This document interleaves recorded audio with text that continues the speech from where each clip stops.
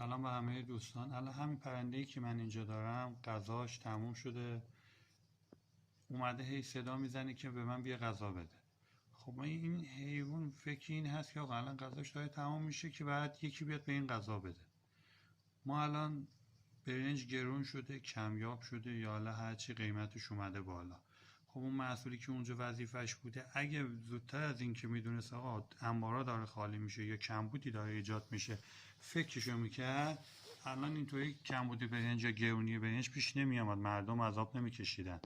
الان این پرنده ای که اینجا فکر آبادون غذاش هست، بعد اون مسئولی که 90 میلیون آدم زیر دستشن، مسئول همه چی اختیار دست اونه، تازه الان میگن آقا برنج فلان کشور وارد کنیم. آقا خدای خوش نمیاد یه دفعه گرون شه، یه شبه یه کیسه برنج 700,000 تومانی بشه، 1,300 400. این خوب نیست. یا فلان جنس گرون شه، بابا رسیدگی کنین، اون مسئولی هم که کوتاه کرده باش برخورد کنین، انشالله که درست شه.